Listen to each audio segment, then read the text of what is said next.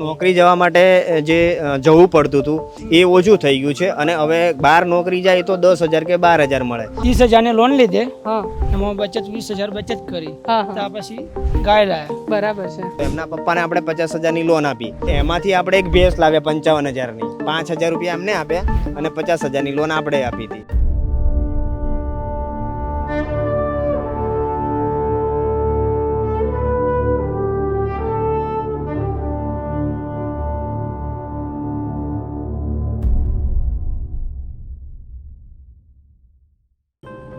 Eco ગાડી છે અમારા મહેશભાઈની, મહીસાગરના જેતપુરમાં એ રહે છે.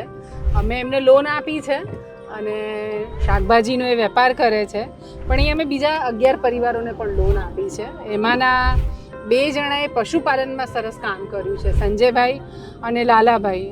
અમારી ગાડી એમના ખેતર સુધી જાય એમ હતી નહીં, એટલે પછી ભાઈએ કીધું કે ચલો હું તમને મારે આ ઇકોમાં લઈ જાઉં. એટલે અમે જઈ રહ્યા છીએ અને એમણે જબરી પ્રગતિ કરી છે. ખેતી તો નાનકડી એમની પાસે હતી, પણ પશુપાલન જો ઉમેરાય તો એ વધારે સુખી થાય, પણ પૈસા નહોતા. એટલે એ જે અમે ટેકો કર્યો અને એનાથી એમના જીવનમાં શું બદલાવ આવ્યો એ આજે જોવા જઈએ છીએ. અમે લોન આપીએ, પણ આપ્યા પછી આ રીતે જોવા એટલા માટે જઈએ કે ખરેખર એ ફીલ ત્યાં જઈએ ત્યારે આપણને સમજાય કે એના માટે આ પૈસા કેટલા અગત્યના અને એનાથી એમણે શું કર્યું એ સમજવાનું, જેથી અમને લોનના કાર્યક્રમને વધારે બહેતર કરવાની પણ ખબર પડે. તો બસ ત્યાં જઈ રહ્યા છીએ એવું છે. ત્યાં જઈને જોઈશું શું કર્યું એમણે.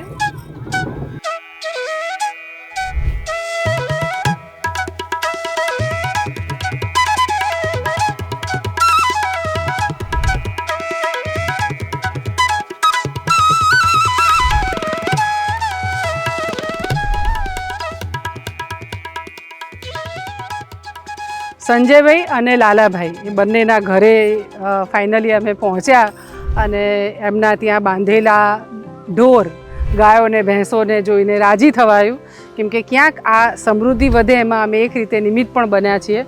આ બંને ભાઈઓ છે. ખાલી મને એટલું કહો, આ એમનો પરિવાર છે, એમણે સરસ સ્વાગત કર્યું અને કદાચ આ આપણી પરંપરા પણ છે એટલે. પણ આ બંને ભાઈઓ પાસેથી જાણીએ. આમ તો એવું કહે છે કે ઢોરને સાચવવાને રાખવા એની યારે ઢોર થવું પડે, ખૂબ મજૂરી કરવી પડે ને એમ. અમારી લોન કેટલી લીધી ને પછી કેવી રીતે પ્રગતિ કરી? 30,000 ની લોન લીધે, હા એમાં બચત 20,000 બચત કરી, હા હા ત્યાર પછી ગાય લાયા. બરાબર છે. ફરી પછી 50 ની લીધે, ત્યાર પછી ગાય લાની તબેલો બનાવ્યો. બરાબર છે. એટલે એમાંથી તમારા પાસે પોતાની હશે જ ને, થોડી ઘણી ઢોર હતા, તમારા ઉમેરાયા પૈસા, પાછું એમાંથી બીજી બીજા 1-2 ઢોર લાવ્યા. લાયા તબેલો કરી. બરાબર છે. તમારે પણ એવું જ? અમારે પણ એવું જ છે. ભેંસ હતી, ત્યાર પછી બીજી એક ગાય લાવ્યો, હા હા ફરી લોન કરી તો ફરી બીજી એક ગાય લાવ્યો. બરાબર છે. અને તમારી આવક કેટલી થઈ જાય આ વખતે 20,000 ની આવક થઈ જાય છે મહિને? મહિને. તમારે પણ અમારે 25-30,000 જેવું એટલું થઈ જાય એમ ને? એટલે હજી અત્યારે કેટલા ઢોર હવે તમારી પાસે છે? આ બેન 8 છે મારી જોડે. 8 છે. કેટલા કરવા છે? બેન તબેલો કરવો છે. મોટો તબેલો. તમારે પણ? અમારે બધા પેલું જ કરવાનું. આમાં 2 ભાઈઓ પાસે અહીંયા જમીને છે, એમનો કૂવો પણ છે. ઉનાળામાં બહુ તકલીફ પડે પાણીની, કેમ કે પાણી ઉનાળામાં હોય નહીં એટલે બહુ દૂરથી પાણી લાવવું પડે. અમે એમને કીધું છે કે આવતા ઉનાળે તમારા કૂવામાં પાણી ખૂટે એટલે કૂવાને જરાક વધારે ઊંડો કરી દઈએ, જેથી તમને આની તકલીફ ન પડે એમ. પણ કમાતા થાય, સરખી આવક થતી થાય, સમૃદ્ધિ ઘરમાં વધે તો સુખ પણ એની મેળે આવે છે. અને એક ઈચ્છા પણ થાય કે ભાઈ આજે 5 રૂપિયા કમાઈએ અને એમાંથી જ્યારે આવક અને ફાયદો થતો જાય એટલે 5માંથી 10 કમાવાની એમની ભાવના થાય. ક્યાંક થોડી ઘણી ગાયો ભેંસો એમની પાસે હતી, ઉમેરામાં ક્યાંક અમારી લોનો લેતા ગયા અને એમાં ઉમેરો થતો ગયો એટલે અત્યારે આટલા ઢોર એમની પાસે થયા છે અને હવે બેયની પાછી તબેલો કરવાની ઈચ્છા છે. એટલે એ સફળ થાય એવું પણ ઈચ્છે. આમાં વિનોદનું સ્વપ્ન કેટલું અમારો કાર્યકર? આમાં મારી ગણતરી એવી છે કે 30 ગાયો કરવી છે. અહીંયા ડેરીનું પ્રમાણ સારું છે અને ભાવ પણ સારો મળે છે. અને ટૂંક સમયમાં અમારા મહીસાગર જિલ્લામાં પણ ડેરી બનવા જઈ રહી છે. એટલે ગાયોનું તબેલો બનશે તો એની સાથે સાથે ખેતી પણ છે. ખેતીમાં પણ ઘાસનું પણ એવું કરી શકાય અને પાણી છે એ પાણીનું આપણે કરીશું તો જે ઇસ્યુ છે એમના એ પણ પૂરા થઈ જશે. ગાયો ભેંસો કરવાનું સપના એ બંને ભાઈઓનું છે કે તારું છે? એ મારું છે. તો આ તો જુએ છે, થશે એટલું લાગે છે? થઈ જશે. બરાબર છે. અને એમનો સહયોગ કેવો? સારું છે બંને જ સહયોગ એમ ને? હપ્તામાં કેવું છે બંને હપ્તામાં તો રેડી છે, કંઈ કહેવું ના પડે નહીં એના કઈ જેવું છે. કોઈ દિવસ નહીં કેવું પડે. અત્યાર સુધીમાં હપ્તામાં કોઈ દિવસ અત્યાર સુધીમાં કેવું જ કંઈ નહીં પડ્યું. 1 થી 5 માં એટલે 1 થી 5 માં આવી જ જાય ભરી છે. છે. હા.